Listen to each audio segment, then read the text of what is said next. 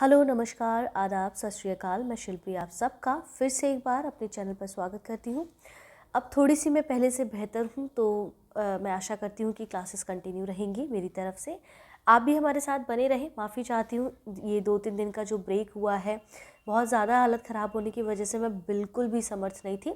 लेकिन विश्वास रखिए, जैसा कि मैंने कहा है मैं कंप्लीट कराऊँगी, तो मैं कंप्लीट करवाऊँगी और बहुत जल्द कंप्लीट कराऊँगी। तो अब हम क्वेश्चंस की सीरीज़ पे हैं, तो इसको तो अनवरत हम चलने ही देंगे। ठीक है, एग्ज़ाम से पहले तक कोशिश करेंगे इन क्वेश्चंस को लगातार हम करते रहें जितना पॉसिबल हो सकता है। एग्ज़ाम से एक दिन पहले तक भी क्यों? क्योंकि रिवीजन बना रहेगा आपका। ठीक है, कुछ इस तरह से भी करेंगे कि ऑनलाइन आके भी हम कुछ डिस्कशन कर लेंगे जो आपका ये जो किताब है उसको लेकर। तो इसका बस एक लेक्चर है, मैंने बहुत दिन से कहा था करूँगी लेकिन मैं मोस्ट प्रॉब्ली उसको देने की कोशिश कर रही हूँ। ठीक है, और दिल से माफ़ी चाहती हूँ आपको जो बीच में ये डिस्टर्बेंस हुआ है, जो भी 2-3 दिन तक आपको ये क्लासेस नहीं मिल पाई हैं समय पर। आज आपको क्विक रिवीजन सीरीज़ की हर एक दिन छोड़कर एक पॉलिटी की क्लास मिलेगी शाम को 7 बजे, मैंने बोला था, जो वेडनेसडे और संडे आती थी। अब वो आपको एक दिन छोड़ के रेगुलर शाम को 7 PM पर क्विक रिवीजन सीरीज़ आपको पॉलिटी मिलेगा। 6 PM पे हमने सोचा है कि जनसंख्या वाला आपको दें, जो कि आज से हम शुरू कर देंगे। ठीक है, इसके साथ साथ जो एक इसकी क्लास रहेगी वो भी आपको मिल जाएगी। और कुछ अगर आप जानना चाहते हैं, कुछ और नई सीरीज़ के बारे में सोच रहे हैं, तो हमें ज़रूर इत्तला करें, हमें ज़रूर बताएं, ताकि कुछ नए आइडियाज़ आपसे मिले और आप किस पर काम करने की इच्छा रखते हैं उसको ज़रूर हमें सूचित करें। ठीक है, कमेंट बॉक्स में। तो आज का लेक्चर 3 है, जिसमें राष्ट्रीय परिदृश्य से लेकर कुछ और प्रश्न हैं जिनको हम यहाँ पर देख लेते हैं। ठीक है, अगली वीडियो में थोड़े और राष्ट्र परिदृश्य से प्रश्न आएंगे, क्योंकि राष्ट्र परिदृश्य आपका काफ़ी बड़ा पोर्शन कवर करता है, तो इसलिए वो इम्पॉर्टेंट है, इसलिए इसको स्किप नहीं करना है, सारी वीडियोस को देखना है। जो बच्चे नए हैं मुझे फॉलो कर सकते हैं मेरे इंस्टाग्राम चैनल पर, ये मेरा टेलीग्राम ग्रुप है, आप मुझे यहाँ फॉलो कर सकते हैं। वीडियोस पसंद आ रहे हैं तो उन्हें प्लीज़ लाइक करें, वीडियोज़ को शेयर करना बिल्कुल ना भूलें। चैनल को अब तक सब्सक्राइब नहीं किया तो प्लीज़ सब्सक्राइब कर दें। आइए, पहला प्रश्न कहता है कि महिला बाइक अभियान यशस्विनी के संबंध में विकल्प में कौन सा कथन सही नहीं है। ठीक है, इस अभियान का समापन 31 अक्टूबर 2023 को एकता नगर गुजरात में हुआ। यह अभियान केंद्रीय रिजर्व पुलिस CRPF की महिला बाइकर्स द्वारा आयोजित किया गया। इस अभियान में रक्षा मंत्रालय और गृह मंत्रालय ने सहयोग प्रदान किया। इस अभियान की शुरुआत 3 टीमों द्वारा की गई थी, जिनमें से प्रत्येक टीम में 25 रॉयल एनफील्ड मोटर बाइक और 50 बाइकर्स शामिल थी। ठीक है, माफ़ी चाहती हूँ। ठीक है, तो यहाँ पर इस प्रश्न का उत्तर देखिए क्या है, ये एकता नगर केवड़िया गुजरात में आयोजित हुआ है। ठीक है, ये तो सही बात है, और 31 अक्टूबर 2023 को हुआ था, तो कहने का मतलब ये कथन तो पूरी तरह सही है। अब देखिए, ये आयोजित किसके द्वारा, केंद्रीय रिजर्व पुलिस CRPF की महिला बाइकर्स के द्वारा, यानी कि दूसरा कथन भी ठीक है अब तक आपका। ठीक है, इसके बाद कह रहे हैं कि ये जो सहयोग दिया है महिला एवं बाल विकास मंत्रालय ने दिया है, जबकि यहाँ कह रहे हैं रक्षा मंत्रालय और गृह मंत्रालय, जबकि ये गलत है। देखिए, एक छोटे से स्टेटमेंट से कैसे प्रश्न पूरा बदल जाता है। तो याद रखना है कि कोई अगर यहाँ पर कोई अभियान शुरू किया गया है, किस मंत्रालय के द्वारा शुरू किया गया, उसका उद्देश्य क्या है, उसकी कोई थीम इत्यादि है, तो वो वहाँ पर आपको देख लेना होगा। ठीक है, तो रक्षा मंत्रालय गृह मंत्रालय नहीं, बल्कि महिला एवं बाल विकास मंत्रालय के द्वारा शुरू किया गया है। इसमें 150 महिला बाइकर्स ने समूह में भाग लिया था। 3 टीमों के द्वारा इसकी शुरुआत हुई है, और 25 रॉयल एनफील्ड मोटर बाइक और 50 बाइकर्स थे इसमें। ठीक है, अभियान के तहत जो दूरी तय की गई है वो 10,000 किलोमीटर की है। तो यहाँ पर तीसरा चौथा कथन ठीक है, यानी कि इस प्रश्न का उत्तर अगर हम देखें तो ऑप्शन सी है, क्योंकि यहाँ पर गृह मंत्रालय और रक्षा मंत्रालय नहीं, बल्कि महिला एवं बाल विकास मंत्रालय के सहयोग से इसको शुरू किया गया। क्लियर है। भारत में सड़क दुर्घटनाएं 2022 की वार्षिक रिपोर्ट के संबंध में निम्नलिखित कथनों पर विचार कीजिए। अक्टूबर 2023 में सड़क परिवहन और राजमार्ग मंत्रालय द्वारा भारत में सड़क दुर्घटनाएं 2022 पर वार्षिक रिपोर्ट प्रकाशित की गई है। इस रिपोर्ट के अनुसार वर्ष 2022 के दौरान राज्यों और केंद्र शासित प्रदेशों में कुल 4,61,312 सड़क दुर्घटनाएं दर्ज की गई हैं। राज्य में तमिलनाडु में वर्ष 2022 के दौरान राष्ट्रीय राजमार्गों पर सबसे अधिक सड़क दुर्घटनाएं हुई है। राज्य में सड़क हादसों में जान गंवाने वालों की सबसे अधिक संख्या जो है उत्तर प्रदेश में रही है। और उपरोक्त कथनों में से कौन से कथन आपको सही लग रहे हैं, ये पूछ रहे हैं।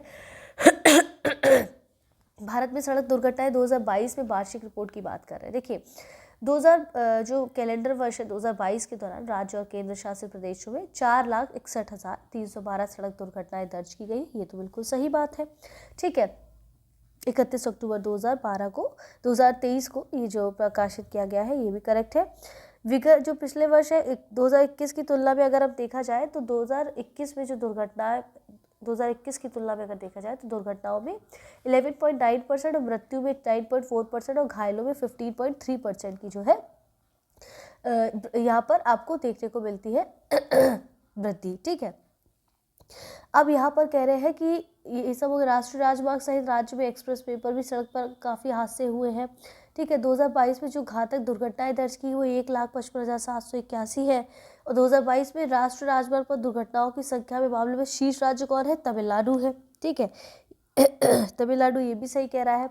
और 2022 में अगर उत्तर प्रदेश की बात करें तो राष्ट्रीय राजमार्ग और मौतों की संख्या के मामले में शीर्ष राज्य पर उत्तर प्रदेश है। ठीक है राजमार्ग पर दुर्घटना की संख्या में तमिलनाडु है, लेकिन मृत्यु की संख्या में भी अगर देखा जाए राजमार्ग पर मौतों की संख्या में तो उत्तर प्रदेश है। यानी कि चारों कथन अगर आप देखेंगे ना एकदम करेक्ट है, तो ऑप्शन डी यहाँ पर करेक्ट हो जाता है। थोड़ा सा ट्रिकी है, देख लेना है। 31 अक्टूबर 2023 को किन 2 भारतीय शहरों को यूनेस्को क्रिएटिव सिटीज नेटवर्क में शामिल किया गया? जयपुर, औरंगाबाद, ग्वालियर, कोझिकोड और पंचमढ़ी, कोच्चि, वाराणसी, श्रीनगर। तो आप देखेंगे कि यहाँ पर जो यूनेस्को क्रिएटिव सिटीज़ नेटवर्क है इसमें कुछ नए शहरों की घोषणा जो है विश्व शहर दिवस पर हुई है। अब इससे क्या समझ आता है कि विश्व शहर दिवस कब आता है? 31 अक्टूबर को। आप बता सकते हैं 31 अक्टूबर को और क्या होता है? मैंने आपको बताया हुआ है कौन सा दिवस होता है, मैंने कहा था दिवस की लिस्ट बना लीजिएगा। ठीक है, इसमें शहरों को जो है यूनेस्को महानिदेशक ओड्रे ओजले के द्वारा नामित किया गया है और लगभग इसमें जो नामित शहर है क्रिएटिव क्षेत्रों में 55 है। 7 रचनात्मक क्षेत्र में ये शहर शामिल किए गए। जैसे ऐसे 7 भाई ऐसा थोड़ी ना है कि कोई भी शहर उठा के चुन लिया जाएगा, कुछ ऐसे 7 इनके जो है मापदंड है उसके अकॉर्डिंग इनके शहर चुने जाते हैं। जैसे कि शिल्प और लोक कला, डिज़ाइन, फिल्म, गैस्ट्रोनॉमी, साहित्य, मीडिया कला और संगीत, है ना। तो 7 रचनात्मक क्षेत्रों में जिसमें शहर शामिल किए गए हैं और इस नवीनतम सूची में 2 भारतीय शहर शामिल है, ग्वालियर संगीत के लिए, कोझिकोड साहित्य के लिए। ये मैंने बहुत रिसेंट में ही आपको पढ़ाया है। ठीक है तो ग्वालियर कोझिकोड यहाँ पर ऑप्शन बी हो जाएगा। अब कह रहे हैं जो यूनेस्को का जो United Nations Educational Scientific and Cultural Organisation है इसकी स्थापना कब हुई थी? इसको यूनेस्को के बारे में यहाँ बात हुई है तो देख लेते हैं। 1945 में हुई थी। इसका मुख्यालय यानी कि हेडक्वार्टर का यूनेस्को का पेरिस फ्रांस में है। ठीक है, भारतीय सेना की पहली वर्टिकल विंड टनल किस राज्य में स्थित विशेष बल प्रशिक्षण स्कूल में स्थापित की गई? उत्तराखंड, हिमाचल प्रदेश, अरुणाचल प्रदेश और सिक्किम। देखिए कई बार टाइप होने वजह से अरुणाचल प्रदेश है। ठीक है देखिए 25 अक्टूबर 2023 को वर्चुअल के माध्यम से इसका उद्घाटन हुआ। उद्घाटनकर्ता कौन थे? थल सेनाध्यक्ष जनरल मनोज पांडे थे। स्थापित कहाँ किया गया? हिमाचल प्रदेश में स्थित बकलोह में विशेष बल प्रशिक्षण स्कूल में। और इसका उद्देश्य क्या है कि सैन्य प्रशिक्षण विधियों में क्रांति लाना। ठीक है, अगर हम बात करें कि प्रेजेंट टाइम में general Anil Chauhan chief of defence staff है तो ध्यान रखना है। इस प्रश्न का उत्तर अगर देखें तो क्या होगा? ऑप्शन बी हो जाएगा। क्लियर है यहाँ तक? आगे बढ़ते हैं। अगला प्रश्न है 24 अक्टूबर 2023 को केंद्रीय गृह और सहकारिता मंत्री अमित शाह ने कहा इफ्को के नैनो डीपीए ठीक है डीएपी तरल संयंत्र का लोकार्पण किया है। तो कलोल, आंवला, फूलपुर, सिरसा। तो यहाँ पर लोकार्पण 24 अक्टूबर 2023 को हुआ था गुजरात के गांधीनगर जिले के कलोल में। लोकार्पण करता है केंद्रीय गृह और सहकारिता मंत्री अमित शाह। कलोल इकाई है ग्रीन टेक्नोलॉजी आधारित। ठीक है, और प्रधानमंत्री मोदी ने इफ्को की कलोल इकाई में विश्व के पहले नैनो यूरिया तरल संयंत्र का लोकार्पण किया था। ठीक है, 28 मई 2022 को। यहाँ पर कलोल जो है इस प्रश्न का करेक्ट आंसर होगा। फिर इसके बाद आता है रेफरेंस फ्यूल्स के संबंध में निम्नलिखित कथनों पर विचार करिए। 26 अक्टूबर 2023 को इंडियन ऑयल की पारदीप और पानीपत रिफाइनरी द्वारा उत्पादित भारत का पहला रेफरेंस फ्यूल्स लॉन्च किया है। रेफरेंस फ्यूल गैसोलीन और डीजल दोनों वेरिएंट में उपलब्ध होगा। रेफरेंस गैसोलीन ईंधन का उत्पादन पारादीप रिफाइनरी में होगा। रेफरेंस डीजल ईंधन का उत्पादन पानीपत रिफाइनरी में होगा। उपरोक्त में से कौन से कथन सही है? केवल 1, 2 और 4, केवल 2, 4, 3 और 4, केवल 1, 3 और 4 उपयुक्त सभी। तो देखिए क्या है यहाँ पर कह रहे हैं कि 26 अक्टूबर 2023 को ये जो रेफरेंस फ्यूल है ये इसका लॉन्च किया गया। लॉन्च करता कौन थे? इंडियन ऑयल कॉरपोरेशन यानी कि IOC। उत्पादित किसने किया? पारादीप और पानीपत रिफाइनरी द्वारा। रेफरेंस फ्यूल्स उपलब्ध होगा गैसोलीन और डीजल दोनों वेरिएंट में। ईंधन का उपयोग होगा गाड़ियों के टेस्टिंग में, इंजन वेरिएशन में और सर्टिफिकेशन में। रेफरेंस गैसोलीन का उत्पादन पारादीप रिफाइनरी में हुआ है। रेफरेंस डीजल ईंधन का उत्पादन का है पानीपत रिफाइनरी, ये भी हुआ है, ठीक है, पानीपत रिफाइनरी में हुआ है रेफरेंस डीजल ईंधन का उत्पादन, ठीक है। रेफरेंस गैसोलीन का उत्पादन पारादीप रिफाइनरी में हुआ है। अब यहाँ पर इसकी बात करें, आईओसी की स्थापना कब हुई है? 1959 में। बेसिक से देख लेते हैं। इसके वर्तमान में अध्यक्ष कौन है? श्रीकांत माधव वैद है। ठीक है, इस प्रश्न का उत्तर क्या होगा? ऑप्शन डी, यानी कि चारों कथन आपके पूरी तरह से करेक्ट हो जाते हैं। अगला प्रश्न है, अक्टूबर 2023 को केंद्रीय मंत्री धर्मेंद्र प्रधान ने सर जे स्कूल ऑफ को डी नोवो डीम्ड यूनिवर्सिटी घोषित किया है, ठीक है। ये संस्था कब स्थापित किया गया था? 1878 ईस्वी में, 1946 में, 1902 में, 1952 में, ठीक है। तो ये डी नोवो डीम्ड यूनिवर्सिटी घोषित की गई है 19 अक्टूबर 2023 को। और किसके द्वारा घोषित किया गया? केंद्रीय शिक्षा और कौशल विकास और उद्यमिता मंत्री धर्मेंद्र प्रधान के द्वारा। ये ध्यान रखना है, हो सकता है सीधे यहाँ से स्टेटमेंट बना दे। डी नोवो श्रेणी प्रदान की जाती है ज्ञान के अनूठे उभरते क्षेत्रों में शिक्षण अनुसंधान में नवाचारों को समर्पित संस्थानों को, ठीक है। संस्थान शुरू कब किया गया था? 1878 में। कहाँ स्थापित हुआ है? मुंबई महाराष्ट्र में। और इस संस्थान का नाम रखा गया था क्या? सर जमशेद जी भाई के नाम पर, ठीक है। तो यहाँ पर इस प्रश्न का उत्तर क्या होगा? 1878 में इसको स्थापित किया गया था, ठीक है। अब यहाँ पर एनसीईआरटी के बारे में जो है, जो राष्ट्रीय शैक्षिक अनुसंधान परिषद है, केंद्रीय शिक्षा मंत्री ने राष्ट्रीय शैक्षिक अनुसंधान परिषद को डीम्ड टू बी यूनिवर्सिटी घोषित कर दिया। कब? 1 सितंबर 2023 को। और एनसीईआरटी की जो स्थापना है वो 1961 में हुई थी। बेसिक देखते चलते हैं, ठीक है। अक्टूबर 2023 में जारी फेयर वर्क इंडिया रेटिंग्स 2023 के संबंध में विकल्प में कौन सा कथन सत्य नहीं है?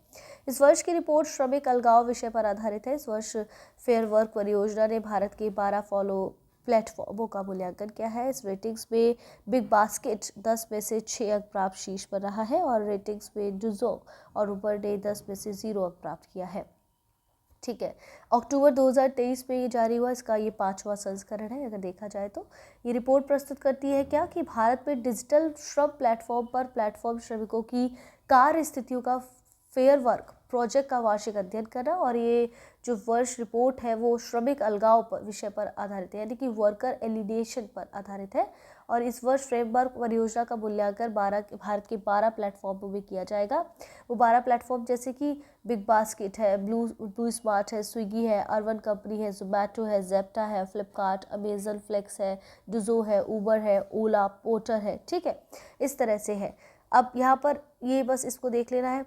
और इसमें ओला और 10 में से 0 अंक जो प्लेटफॉर्म पर प्राप्त हुए ओला और पोर्टर को हुए हैं, ठीक है। तो कह रहा कौन सा सही नहीं है? यहाँ ऑप्शन डी सही नहीं, डूजो और उबर को नहीं बल्कि ओला और पोर्टर को मिला है 0 अंक 10 में से। बाकी हमने देख ही लिया है। आगे बढ़ते हैं। अगला प्रश्न क्या है? कथनों पर विचार करिए। 3 से 5 नवंबर 2023 के मध्य दूसरा वर्ल्ड फूड इंडिया 2023 का आयोजन भारत मंडपम प्रगति मैदान दिल्ली में किया गया। राष्ट्रपति द्रौपदी मुर्मू ने इसका उद्घाटन किया। उपरोक्त कथनों में से कौन से कथन सही है? केवल एक, केवल दो, एक और दो, दोनों, उपरोक्त में से कोई नहीं, ठीक है। तो आप यहाँ देखेंगे कि ये भारत मंडपम प्रगति मैदान नई दिल्ली में 3 से 5 नवंबर में आयोजित हुआ था। इसका उद्देश्य क्या था? बेसिकली भारत को दुनिया की खाद्य टोकरी के रूप में प्रदर्शित करना और 2023 को अंतर्राष्ट्रीय मोटा अनाज वर्ष के रूप में मनाना है, ठीक है। ये कार्यक्रम सरकारी निकायों, उद्योगों के पेशेवरों, किसानों, उद्यमियों और अन्य हितधारकों को चर्चा में शामिल होने, साझेदारी स्थापित करने और कृषि खाद्य क्षेत्र में निवेश के अवसरों का पता लगाने के लिए एक नेटवर्किंग और व्यापार मंच प्रदान करता है। भागीदार देश इसमें कौन कौन रहे थे? नीदरलैंड। फोकस देश कौन था? जापान। मुख्य विषय इसका क्या था? थीम समृद्धि के लिए प्रसंस्करण, ठीक है। शुभंकर क्या था? मिल इंड था, ठीक है। इस तरह से है, मिल इंड था, ध्यान रहेगा, मिल इंड। इसको रफ करके लिख देती हूँ, मिल आई बड़ा फिर इसके बाद इंड, ठीक है। इसके प्रधानमंत्री नरेंद्र मोदी ने इस कार्यक्रम का उद्घाटन किया था। और इस अवसर पर प्रधानमंत्री ने एसएचजी यानी कि स्वयं सहायता समूह को मजबूत करने के उद्देश्य से 1 लाख से अधिक एसएचजी सदस्यों को बीज पूंजी सहायता वितरित की। उन्होंने इस कार्यक्रम के हिस्से के रूप में फूड स्ट्रीट का उद्घाटन किया और इसमें क्षेत्रीय व्यंजनों और शाही पाक विरासत को भी दिखाया गया है, ठीक है। ऑप्शन ए यहाँ पर करेक्ट हो जाएगा, ठीक है। ये ऑप्शन ए था, ये बी था, ये सी था, ये डी था। आगे बढ़ते हैं। नवंबर 2023 में जारी एडल give Hurun India philanthropy list 2023 में किसे दानदाताओं की सूची में शीर्ष स्थान प्राप्त हुआ है? अजीम प्रेमजी, मुकेश अंबानी, गौतम अडानी, शिव नाडर। ठीक है, तो यहाँ पर क्या है, आप देखेंगे कि जो नवंबर 2023 में इसको शुरू किया गया, इसके द्वारा एडल गिव फाउंडेशन और हुरून रिसर्च इंस्टीट्यूट के द्वारा शुरू किया गया है। और इस सूची में 119 दानदाता व्यक्तियों को शामिल किया गया। इस सूची में HCL टेक्नोलॉजीज के संस्थापक शिव नाडर को शीर्ष स्थान प्राप्त हुआ है, इसलिए ऑप्शन डी यहाँ पर करेक्ट हो जाता है। अक्टूबर 2023 में 9वां G20 संसदीय अध्यक्ष शिखर सम्मेलन P20 कहाँ आयोजित किया गया है? नई दिल्ली, जयपुर, ढाका, कोलंबो। तो ये कहाँ पर? India international convention and expo centre Yashobhoomi नई दिल्ली में आयोजित किया गया है। लोकसभा अध्यक्ष ओम बिरला ने इसकी अध्यक्षता की। इसमें G20 देशों के अलावा 10 अन्य देशों और अंतर्राष्ट्रीय संगठनों ने प्रतिनिधियों ने भाग लिया। इस सम्मेलन से पहले 20 अक्टूबर 2023 को लाइव पर एक संसदीय फोरम का आयोजित किया गया था और मिशन लाइफ का शुभारंभ तो 20 अक्टूबर 2022 को प्रधानमंत्री नरेंद्र मोदी और संयुक्त राष्ट्र के महासचिव एंटोनियो गुटेरेस के द्वारा केवड़िया, गुजरात में किया गया। ठीक है, और यहाँ पर कह रहे हैं नई दिल्ली में जो है ये यशोभूमि में इसका आयोजन हुआ था। Option A.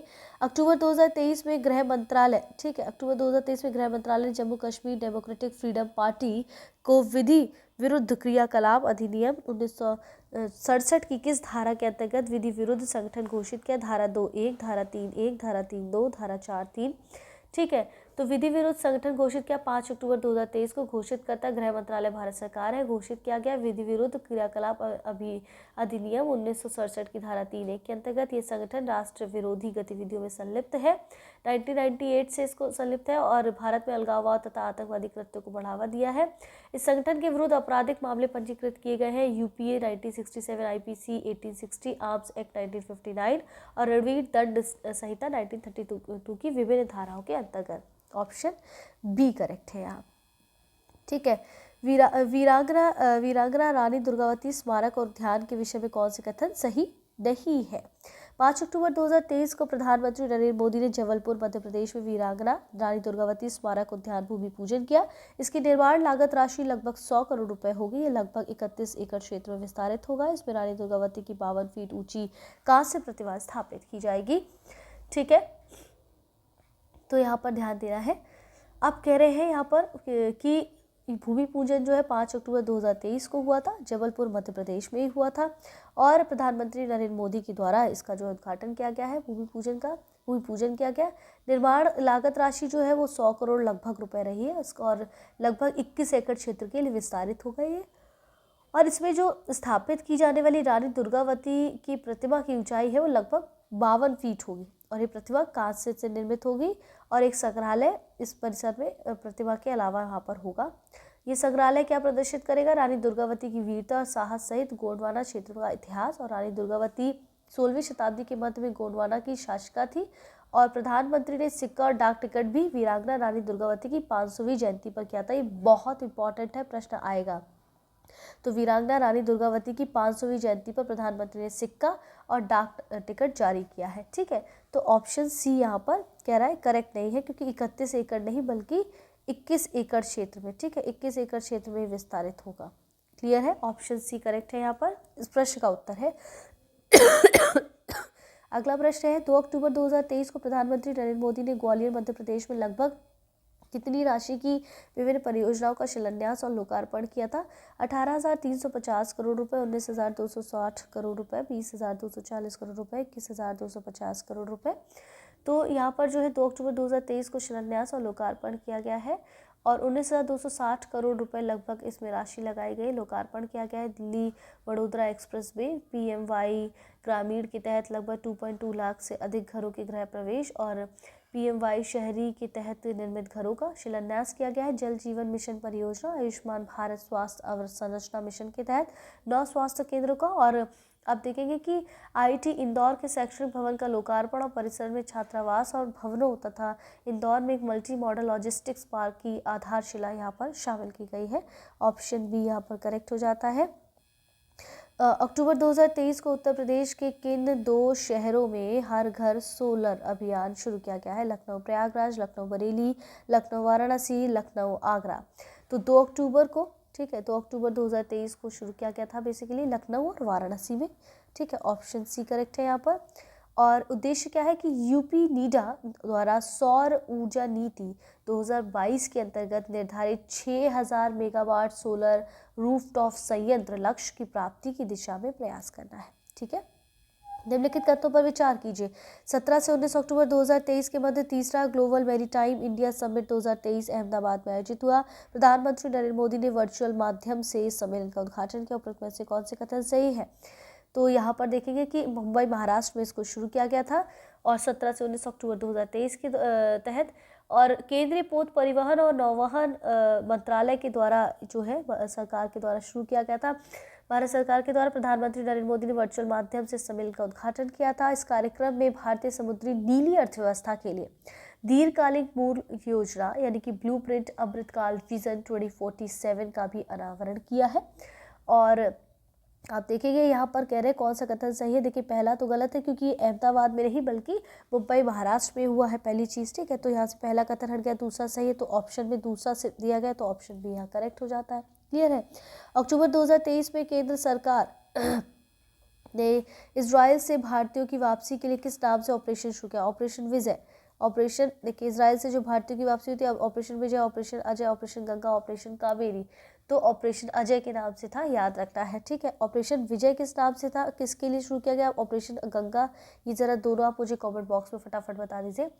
इजराइल में फंसे भारतीय नागरिकों की वापसी के लिए केंद्र सरकार के द्वारा ऑपरेशन अजय चलाया गया था और ये 11 अक्टूबर 2023 को शुरू हुआ था। कब? इजराइल और फिलिस्तीन के बीच जब युद्ध शुरू हुए, युद्ध के कारण भारत सरकार ने निर्णय लिया था।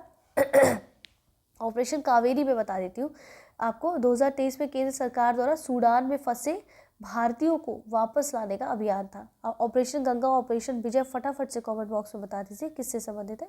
फिलहाल यहाँ पर ऑप्शन बी है। 8 अक्टूबर 2023 को देश भर में भारतीय वायुसेना दिवस मनाया गया। इससे संबंधित निम्न कथनों पर विचार करिए। इस दिवस के अवसर पर भारतीय वायुसेना के नए ध्वज का अनावरण किया गया। इस अवसर पर प्रयागराज के संगम क्षेत्र में एयर शो का आयोजन किया गया। एक और कथन एक सही है, कथन दो सही है, एक और दो दोनों, उपरोक्त में से कोई नहीं।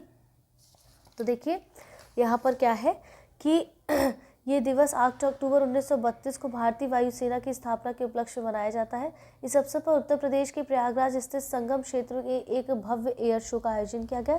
इस अवसर पर वायुसेना प्रमुख एयर चीफ मार्शल विवेक राम चौधरी ने मध्य वायु कमान वमरौली प्रयागराज में भारतीय वायुसेना के नए ध्वज का अनावरण किया। और 5 ऑपरेशनल कमानें हैं।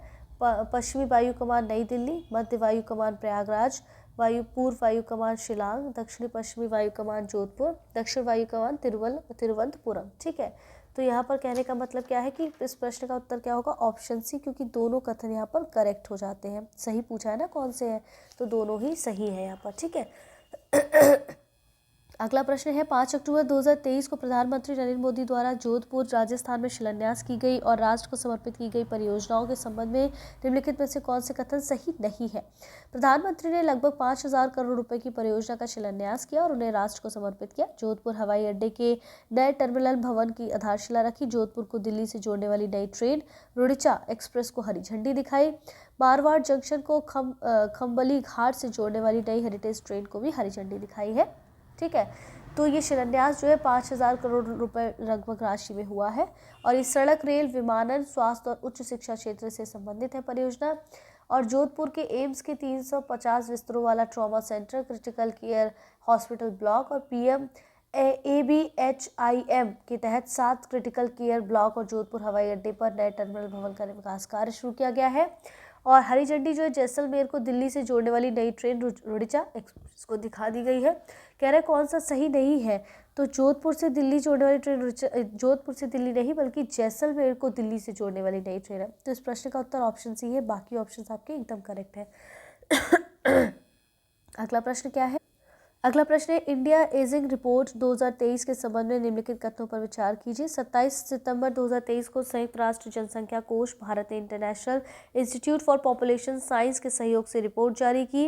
इस रिपोर्ट के अनुसार भारत में वर्ष 2023 में 149 मिलियन होगा, हिलियन तो हो ही नहीं सकता, ठीक है। 149, मैं इसका करेक्शन देख लेती हूँ कि इसका एग्जैक्ट जो है यहाँ पर डाटा क्या दिया गया है, ठीक है। इंडिया एजिंग रिपोर्ट के अनुसार 149 मिलियन है ये।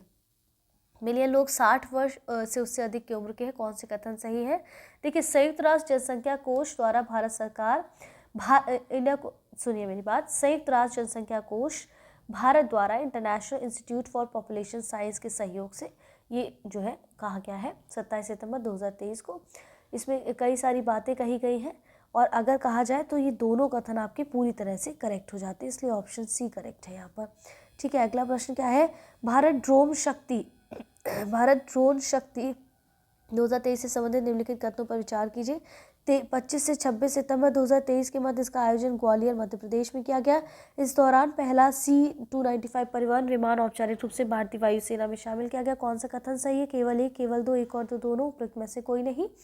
तो देखिए, यहाँ पर वायुसेना स्टेशन हिंडन गाजियाबाद उत्तर प्रदेश में हुआ है ये। किसके द्वारा? भारतीय वायुसेना और ड्रोन फेडरेशन ऑफ इंडिया द्वारा संयुक्त रूप से, और रक्षा मंत्री राजनाथ सिंह ने इसका उद्घाटन किया। इस कार्यक्रम में देश भर में 75 से अधिक ड्रोन स्टार्टअप शामिल किए गए हैं। इस दौरान स्पेन की एयरबस कंपनी द्वारा निर्मित पहला C-295 परिवहन विमान औपचारिक रूप से भारतीय वायुसेना में शामिल किया गया है। ऑप्शन बी यहाँ पर जो है करेक्ट हो जाता है। ठीक है, समझ आ गया यहाँ तक? आगे बढ़ते हैं। तो फिलहाल के लिए आज की इस वीडियो को यहाँ पर इतना समाप्त करते हैं। कल मिलेंगे एक और नई वीडियो के साथ इसी समय पे 11 बजे। तब तक के लिए धन्यवाद। रेगुलर इन वीडियोस को देखिए। वीडियो पसंद आ रहे हैं तो प्लीज़ लाइक करें और कोई भी कमेंट है तो ज़रूर कमेंट करके जाएं। आप शेयर ज़रूर करें अपने दोस्तों के साथ या उन लोगों को जिसकी इसकी ज़रूरत है। और UPPSC बहुत करीब आ गया है तो इसको फटाफट से देखते रहिए रेगुलर बेस पर। ठीक है, और चैनल को अब तक सब्सक्राइब नहीं किया तो प्लीज़ सब्सक्राइब करिए। धीरे से कोशिश करेंगे कि दिन में 2 बार ये वीडियो आ जाए। फिलहाल तो अभी 1 बार आ ही रहा है। 2-3 दिन जो 1-2 दिन नहीं आया उसके लिए मैं माफ़ी चाहती हूँ। आप निरंतर आपको क्लासेस मिलेंगी। ठीक है, चलिए अपना ध्यान रखिए। कल मिलते हैं एक और वीडियो में।